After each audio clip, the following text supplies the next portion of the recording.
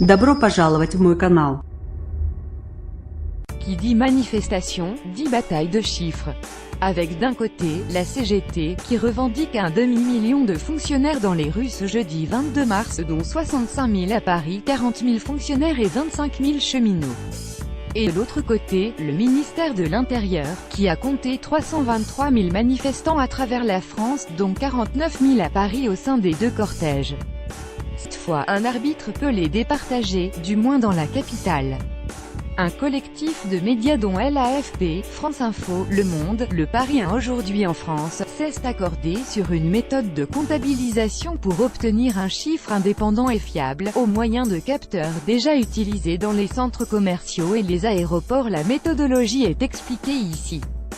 Le résultat, 47 800 personnes ont manifesté à Paris, selon le comptage réalisé par le cabinet, occurrence 34 700 fonctionnaires, un chiffre à peine inférieur aux 40 000 estimés par les syndicats, et 13 100 agents SNCF, moitié moins qu'annoncé par la CGT. Trafic SNCF perturbé, vols annulés, écoles fermées. Grève. Le point sur les perturbations. Ce calcul indépendant n'avait lieu qu'à Paris, il ne règle donc pas la question de la comptabilisation nationale.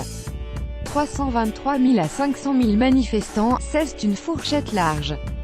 Un tel niveau de mobilisation représente-t-il un succès ou un échec pour les syndicats? Le chercheur Rémi Bourguignon, maître de conférence à l'IAE Paris-Sorbonne, appelle à manier les comparaisons avec prudence. Il est difficile de dire à partir de quand la mobilisation est réussie, déclare-t-il à l'aube. La configuration de cette mobilisation est du jamais vu, soulignait-il. On peut comparer à la mobilisation contre la loi El Khomri ou contre les ordonnances travail, mais ce ne sont pas les mêmes populations concernées. Car cette fois, les salariés du privé ne sont pas appelés à manifester. Grève et manifestation. Macron a unifié le camp syndical mieux qu'en octobre dernier. Voici toutes de même quelques ordres de grandeur récents. Avec les salariés du privé, d'abord. La première manifestation contre la loi El Khomri, le 9 mars 2016, avait rassemblé entre 224 000 et 500 000 personnes. Et le 12 septembre 2017, le mouvement contre les ordonnances avait réuni entre 223 000 et 400 000 manifestants.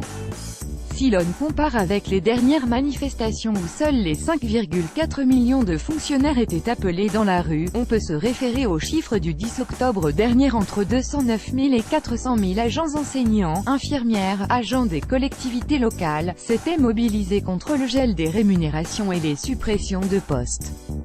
À Paris, ils étaient 26 000 selon le ministère de l'Intérieur, et 45 000, près du double selon la CGT. D'après la comptabilisation indépendante, la mobilisation de ce jeudi était donc supérieure.